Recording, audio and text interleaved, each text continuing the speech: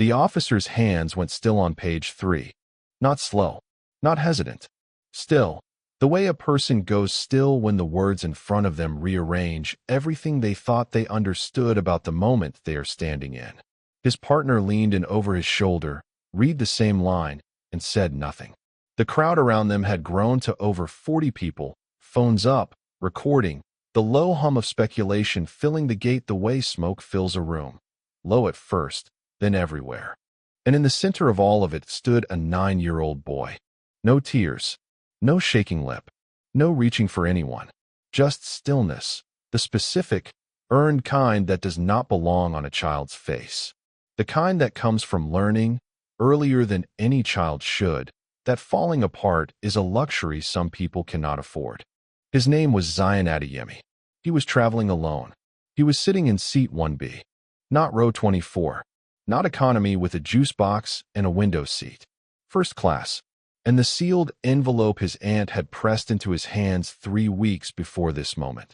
The one she had told him to never open, to only hand over if someone questioned him, was now open. Being read. Turning a trained police officer's hands the color of paper. Hi viewers, before this story goes any further, we want to ask you something personal. Have you or someone you know ever been made to feel like you did not belong somewhere you had every absolute right to be? Drop that in the comments right now. Because what happened at Gate B42 is going to land completely differently once you answer that. Behind Zion, papers lay scattered across the jet bridge floor. An envelope torn open. A backpack tipped sideways. A water bottle still rolling, slowly, toward the baseboard. The flight attendant who had made the call stood with her arms crossed, certain, completely, professionally certain that she had done the right thing. She had not come close. Officer Darius Pemberton stood back up. Slow, deliberate. The kind of slow that is not tired, the kind that is recalibrating. He looked at Zion, and something in his face shifted from procedural to something closer to recognition. He reached for his radio. His voice dropped low enough that the words blurred into the ambient noise of the terminal. But the tone carried. And a tone like that, measured, controlled, the sound of someone escalating something far up a chain that most people in an airport never have reason to think about. That carries through any crowd. 47 phones were already recording. No one stepped forward to say a word in that child's defense. Not one person, not one sentence. The question no one thought to ask, not the flight attendant, not the officers, not a single person in that crowd with their screen lit, was the only question that actually mattered. Why was a 9-year-old boy sitting in seat 1B? And who was already moving through that terminal toward Gate B42 before the radio call had even been completed? Because someone had known this moment was coming long before it arrived. The flight attendant's name was pressed into her badge in clean block letters. K. Hargrove.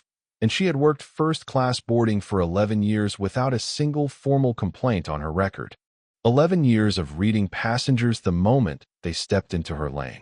11 years of knowing, before a word was exchanged, who belonged and who had drifted somewhere by accident. She was good at it. She knew she was good at it. And that confidence, unexamined, absolute, was the thing that started everything. Zion had moved through the terminal exactly the way Renata had told him to. Head up, backpack on both shoulders. Headphones around his neck, not in his ears. He found Gate B42, checked the departures board, and without hesitation, stepped into the first-class boarding lane. Hargrove moved in front of him before he reached the scanner. Not aggressively. With the specific body language of someone whose decision is already made before the conversation begins. Her voice came out soft. Her posture said something else entirely. Hey, sweetheart. This lane isn't for you. Zion looked up at her with those careful, watchful eyes. Yes, ma'am. It is. She held out her hand. He placed the boarding pass in it without pause. She looked at it, then at him, then at it again. The name, the seat, the class of service, printed clearly in bold type. Seat 1B, first class. The smile on her face did not vanish all at once. It faded, the way light fades when something moves between you and the sun. She asked who booked the ticket. He said his aunt. She asked where his parent was. He said he was traveling alone. And in the 3 seconds of silence that followed, Hargrove made a choice. not to ask another question, not to consider another explanation, to decide she already had the answer and act on it. Can you step aside for me, sweetheart? Zion stepped aside without a word, stood exactly where she pointed him, and one by one, every other first-class passenger filed past. Business travelers, couples, a man in a tailored suit who made deliberate eye contact with the ceiling rather than the child standing 2 feet from him. Not one of them said a word. Think about that. A 9-year-old child, alone, singled out, going nowhere, and not one adult found it worth a single sentence. Would you have been different? Hargrove made the call with her back slightly turned. Within 4 minutes, 2 officers arrived. Pemberton crouched to eye level. His partner, Leon Briggs, stood back and watched the crowd the way you watch a crowd when you already sense it could become something. Son, can you tell me your name? Zion Adeyemi. Zion reached into his backpack without being asked, pulled out the sealed envelope, held it forward with both hands, exactly the way Renata had practiced with him at the kitchen table 3 weeks before this day. My aunt said if anyone questions me, I should give them this. She said to let it speak for me. Pemberton took it, turned it over, looked at the official seal pressed into the back flap, opened it, read the first page, stopped, and Hargrove, standing close enough to believe her voice was low enough, said the line that would follow her for the rest of her career. I mean, look at him. Does he really look like he belongs in first class? The second officer heard it. Zion heard it. Every person within 6 feet of that gate heard it. And the only sound left in the room was the water bottle, still rolling slowly against the baseboard. Pemberton turned to page 2, then 3, and the energy at Gate B42 shifted in a way that Hargrove, with all 11 years of her certainty behind her, was not prepared for. The first page carried a federal seal.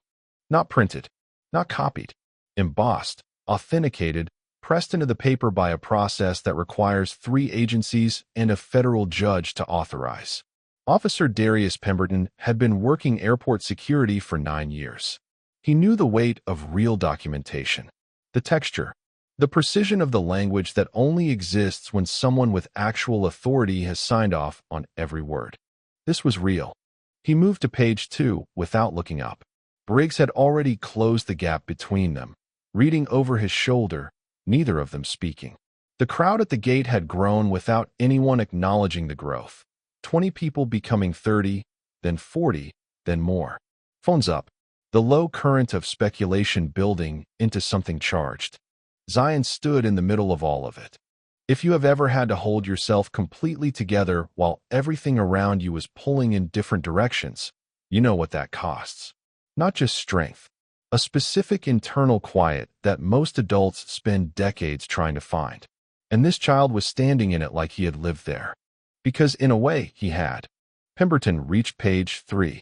He stopped. Not slowed. Stopped.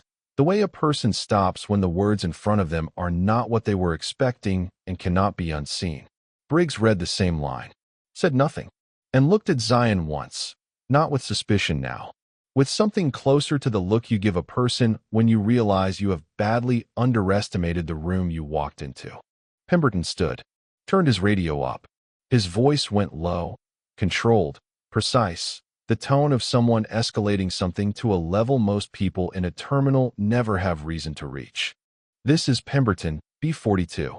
I need immediate verification on a protected minor transfer. Authorization level Omega. Case reference. The number he read from page 3 was not an airport case number. It was a Department of Justice investigation designation, the kind that, the moment it crosses a federal frequency, triggers an automatic protocol response across multiple agencies at the same time. Hargrove had been certain for 22 minutes. But certainty is a strange thing. It holds up right until the second it doesn't. Standing there, watching a 9-year-old remain calmer than every adult at that gate, watching a trained officer speak into a radio with that particular tone, she felt the ground shift beneath the thing she had been standing on. The radio crackled back. What came through was not a confirmation. It was an alert. And 40 seconds after that alert hit the federal frequency, across 4 states, across 17 shell companies, across accounts that had moved money in silence for 9 years, $1.2 billion froze. Not from a court order issued that afternoon. From a case number on page 3 of an envelope carried in a boy's backpack. And before the crowd at Gate B42 understood what was shifting around them, the jet bridge door opened from the other side. A man walked in, late 50s, gray at the temples, dark overcoat, no badge visible, no urgency in his step, because men who carry that kind of weight don't need urgency. He moved through the gate like a man who had already seen this room, already placed every person in it, and was now simply walking to the one spot he had always been headed. Pemberton and Briggs both stood slightly straighter without being told to. The man stopped directly in front of Zion, looked down at him for a long moment. The way you look at someone you have been working very hard to keep safe. You did exactly what you were supposed to do. And for the first time since any of this began, the stillness on Zion's face broke. Not into tears, not into relief, into recognition. These two knew each other, which meant this confrontation at Gate B42 was never a mistake. It was a test, and someone had been watching the entire time to see exactly how it would go. The man turned to face Hargrove. 3 seconds of study. Then, quietly, every decision made at this gate in the last 22 minutes is now part of an active federal case file, including the statements made within earshot of this child. Hargrove's mouth opened. Nothing came out. And in the crowd, 50 people, 47 phones recording, not one person moved. Because every single one of them understood, in the wordless way humans understand things before they can explain them, that this was never about a boarding dispute. It had never been about that at all. 3 months before Gate B42, on a Tuesday night in October, Zion Adeyemi had been chasing a basketball. It rolled off the cracked asphalt behind his school, bounced twice on the uneven curb, and disappeared into the narrow gap between 2 buildings on Del Mar Industrial Road, a stretch of the city that existed in the background of other people's lives. Loading docks, chain-link fences, warehouses with no signs explaining what they were keeping in or out. Zion followed it the way 9-year-olds follow things, without calculating consequence. He found it wedged against a drainage grate beside a building with no name. Just an address stenciled in faded orange paint above the bay door. He picked the ball up, started to turn back. That's when the side door opened. 2 men came out moving fast but controlled, the specific way people move when they need to look normal but feel anything but. Between them was a third man, wrists bound, head down, not injured, not free either. Behind them, a vehicle with no plate sat at the loading dock with its engine running. Zion pressed himself flat against the brick wall. His body made that decision before his mind caught up. The taller man spoke one word, a name, low, directed at someone still inside the building, then turned, and his eyes moved across the dock, across the fence, across the narrow gap, and stopped, right where Zion was standing. 3 seconds passed. Then the man looked away, said something quiet to the other one. They moved the third man into the vehicle. No headlights until the main road. The side door shut. Zion stood against that brick wall with his basketball under his arm and his heart beating in his fingertips. He understood, with the specific clarity that real danger produces in children who already know what real danger feels like, that he had seen something he was not supposed to see. He ran home, told no one, not Renata, not his friend Kofi, no one, but the face stayed with him. The way faces stay when your brain decides, without your permission, that this one matters, that this one needs to be kept. 4 days later, Renata got a phone call she took in the kitchen with the door closed. Zion sat at the top of the stairs and listened to the silences between her responses. When she came out, she went straight to the front door and locked the deadbolt, then the chain, then stood with her hand flat against the door for a moment, like she was checking if something was pressing from the other side.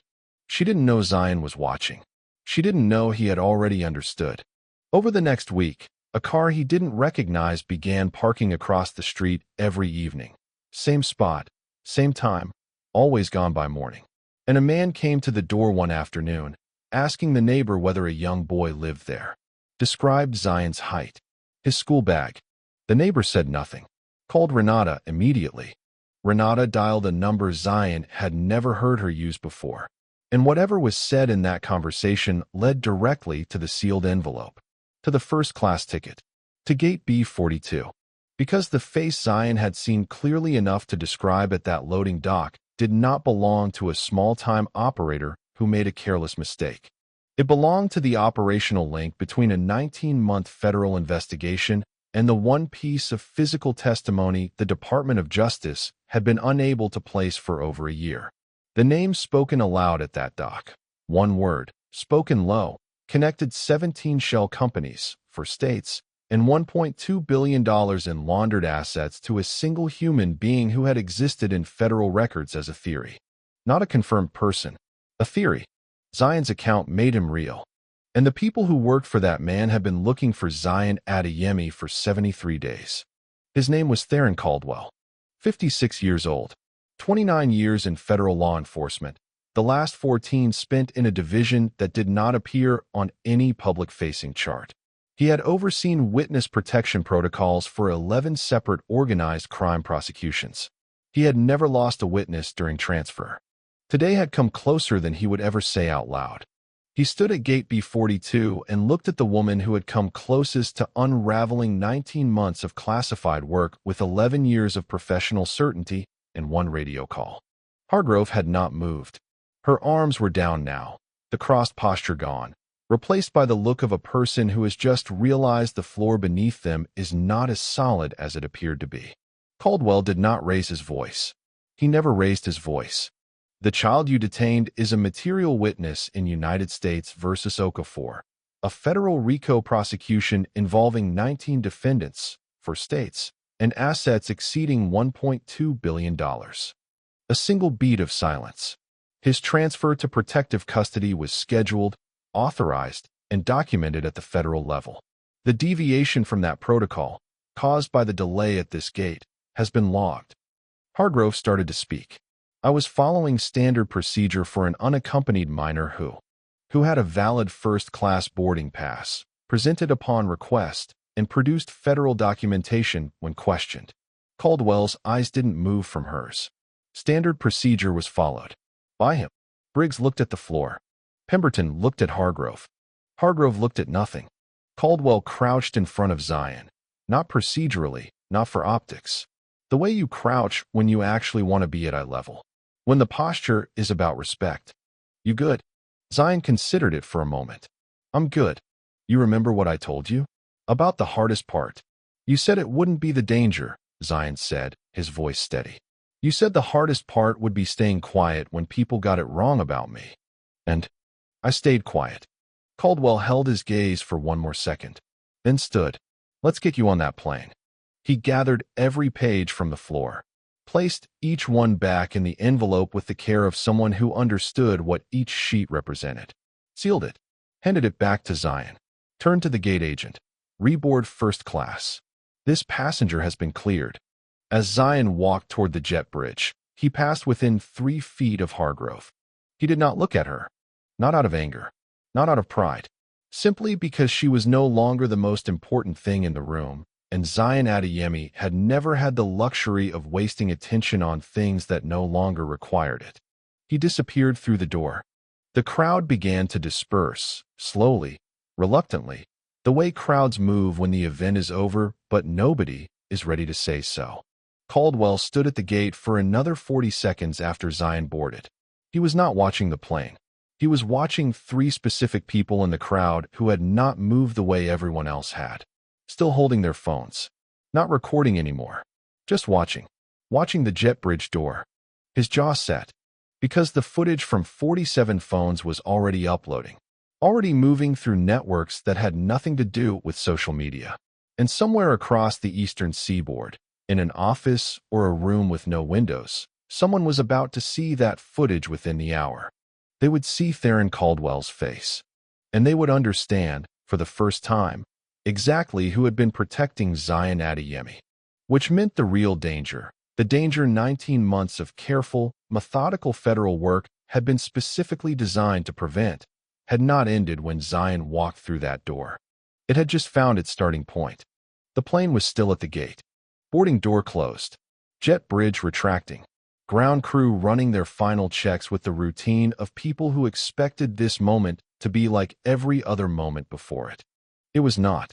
In seat 1B, Zion Adeyemi sat with his backpack in his lap and his hands folded on top of it. The leather seat was wide and cool against the back of his arms. A flight attendant, older, with kind eyes, had already set a ginger ale on his tray table and said quietly, "You doing okay, baby?" The way people say it when they actually mean it. He said yes.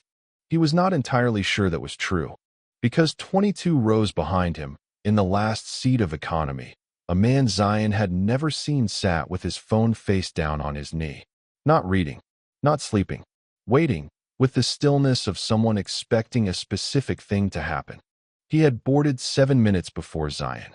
Cash ticket, a name that belonged to a 63-year-old retired schoolteacher in Pensacola who had never been on a plane in her life. His real name was on page 3 of a federal case file. Fourth name from the top. Listed as a known associate of the primary defendant in United States versus Okafor. Nobody had run the passenger manifest against the case file before the boarding door closed. That single gap, 11 minutes of process failure inside a 19-month operation, was all it had taken. The plane pushed back at 4:47 p.m. At 4:49, Caldwell's encrypted phone buzzed once.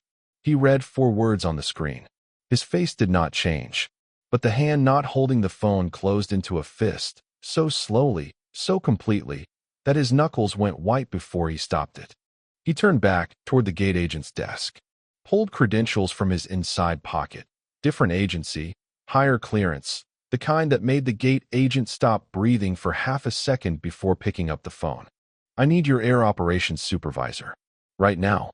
On the tarmac, the plane was already taxiing toward the runway. And in seat 1B, Zion finished his ginger ale, set the cup back on the tray table, and looked out the window at Atlanta going gold in the late afternoon light, completely unaware that 22 rows behind him, a man with no real name was watching the back of his head. And waiting. The call that stopped the plane did not come from the tower. It came from a direct line inside FAA security coordination, a line that most airline operations supervisors have memorized and pray they never need to answer. When it rings, it means something has moved past the level of airport security entirely. Deja Okonkwo had worked air operations for 15 years. She had handled bomb scares, medical emergencies, a runway incursion in 2019 that nearly ended 300 lives on a Tuesday morning. She was not a woman who rattled. She rattled because the man at her desk, calm, credentials out, voice completely level, was telling her that a federal witness was aboard a plane already rolling toward the runway, and a person of active federal interest had boarded that same plane 11 minutes earlier on a cash ticket under a false name. She made 2 calls in 90 seconds. The second lasted 4 words, "Confirm hold." "Do it now." At 4:53 p.m., Flight 1142 to Washington Dulles was instructed to hold at Taxiway Charlie. The pilots complied. Passengers shifted in their seats with the low-grade irritation of people who have a connection to catch. In seat 1B, Zion felt the plane slow and stop. Looked out the window. Saw nothing unusual.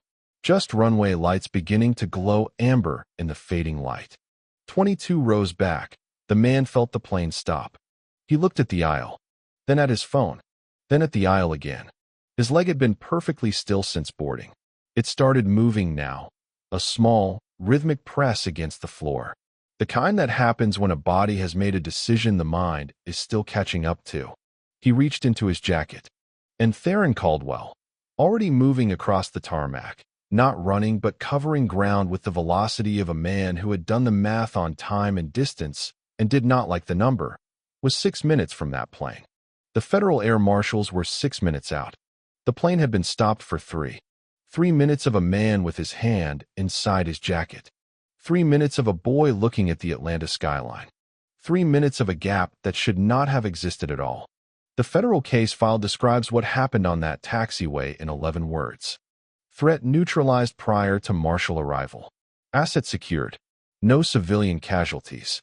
What those 11 words do not describe is what Zion heard. He heard raised voices from the back, not screaming, not panic, but the sharp, clipped sound of a confrontation being handled by people who trained for it and hoped they would never have to use the training. He heard a single heavy sound, the kind a body makes when it meets a floor it did not choose. He heard a woman in row 14 say, "Oh my God," in the tone of someone processing something faster than they expected. And then quiet. The crew moved through the cabin, calm, deliberate, placing themselves between passengers and the rear of the aircraft with the choreography of a practice script. Zion did not turn around.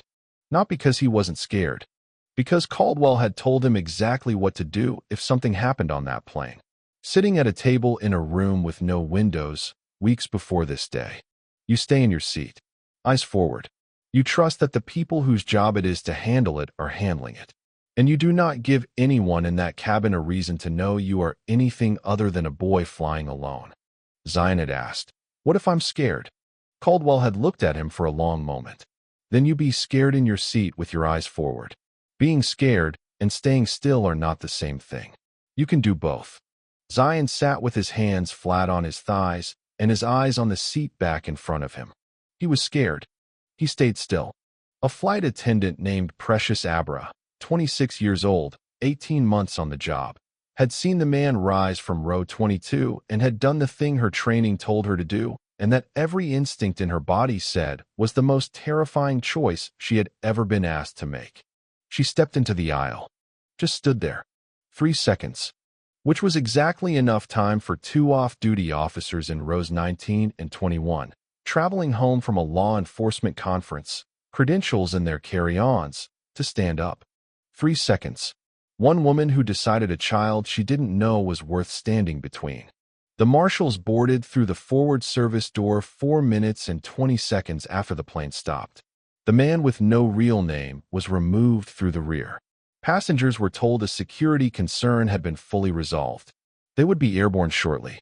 Nobody told them about the boy in seat 1B.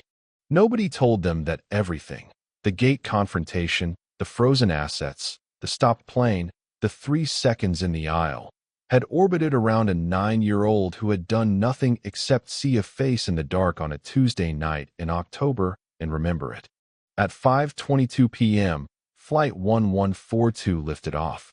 Zion looked out the window as Atlanta fell away below him. The highways thinning, the buildings shrinking, the whole city becoming something smaller and more manageable than it had felt in 73 days. Precious Abra came back, knelt beside his seat, looked at him with those eyes that meant it. "You good, baby?"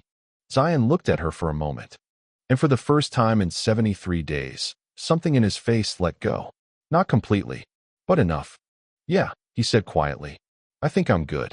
3 weeks after Flight 1142 landed in Washington, the trial of United States versus Okafor opened in a federal courthouse in Lower Manhattan. It was a 9-year-old boy from the east side of Atlanta who walked into that courtroom in a gray hoodie and clean sneakers, sat down in the witness chair, and looked directly at the attorney who would ask the questions. The defense had filed 4 motions to exclude his testimony. All 4 were denied. What Zion Adeyemi testified to took 11 minutes. He described, in plain and undecorated language, exactly what he had seen outside that warehouse on a Tuesday night in October. The 2 men, the 3rd man restrained between them, the vehicle with no plates, the names spoken aloud in the dark, and the face. He described the face the way only a child describes things, without legal language, without careful framing, without the self-conscious filtering adults apply when they understand the weight of what they're saying. He described it the way he would describe something that happened at recess. Directly, completely, without leaving space for interpretation.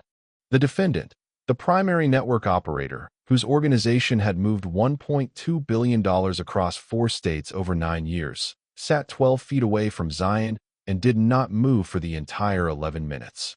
When the prosecuting attorney asked, "Zion, do you see the man whose face you saw that night anywhere in this courtroom today?" The room went so quiet that the air conditioning was the loudest sound in it. Zion looked up, looked across the room, and pointed, directly, without hesitation, without drama, just a boy and a memory and a finger extended across 12 feet of federal courtroom. The jury deliberated for 2 days. The verdict came back on a Thursday morning. Guilty on all 19 counts. The network, all 17 entities, 4 states, 31 associated individuals, was dismantled over the following 8 months. $1.2 billion recovered, redistributed through a federal victims' compensation fund that reached into communities across the eastern seaboard that the network had spent 9 years quietly draining. Kay Hargrove was not criminally charged. Her airline's internal review found she had violated company policy on equal treatment of passengers. She resigned before the review concluded. Officer Darius Pemberton received a Department of Justice commendation. He keeps it in the top drawer of his desk and does not talk about it. Precious Abra, the flight attendant who stepped into the aisle, was recognized in a closed ceremony she is not permitted to discuss. She still flies the Atlanta to Washington route. She says she loves her job. Theron Caldwell retired 14 months after the verdict. He did not give interviews. He did not write a book. He moved somewhere quiet. And Zion Adeyemi went back to being loud and curious and full of questions, the way he had always been before a basketball rolled the wrong way on a Tuesday night. Renata cried for 20 minutes when they were finally allowed to go home. Not sad crying. The other kind. The kind that is really just the body releasing everything it has been holding far longer than it should have had to. Zion sat next to her at the kitchen table, the same table where she had practiced sliding the envelope across to him, where she had said, "Let it speak for you," and put his hand on her arm the way children put their hands on the arms of adults they love when the words are not enough and they know it. He didn't say anything. He didn't need to. Because here is what Gate B42 taught every person who was there that afternoon and every person who saw the footage from 47 phones. You never know who is sitting across from you. You never know what a person has already survived, what they are carrying, what they have been trusted to protect, or what the world looks like from inside their life. What you do know, what you will always know, because it belongs entirely to you, is how you choose to treat them. Precious Abra knew nothing about Zion Adeyemi. Not his name, not his story, not the warehouse, the envelope, the 19 months, the $1.2 billion. She just saw a child who needed someone to stand between him and whatever was coming. And she stood there. 3 seconds. That was all it took. Now here is the question this story leaves with you, and it is not a comfortable one. When was the last time you were the person who stepped into the aisle? When was the last time you saw something happening to someone, a stranger, someone who looked different from you, someone standing alone while a crowd held their phones, and you made the choice to say something, to do something, to be the 3 seconds that changed what came next? Because Precious was not a hero in the way movies describe heroes. She was scared. She moved anyway. If she can do it scared, in an aircraft on a taxiway in Atlanta, for a child she had never met and would not meet again for 3 more weeks, then the question is not whether you could. The question is whether you will. Drop your answer in the comments. Tell us, would you have stepped into that aisle? And if someone has ever stepped up for you, someone who showed up when they did not have to, share that story below. Those stories matter. Those stories are exactly why we are here. If this moved you, share it with one person today. Not for numbers, because someone in your life needs to hear it. And if you are not subscribed yet, do it right now, not later, because the next story coming to this channel is one we have been working on for weeks. The kind of story that makes you call someone you love the moment it ends. Hit subscribe, turn on the notification bell, and we will see you there. Because the stories that stay with you, the ones that change something small and permanent in how you see the world, are just getting started.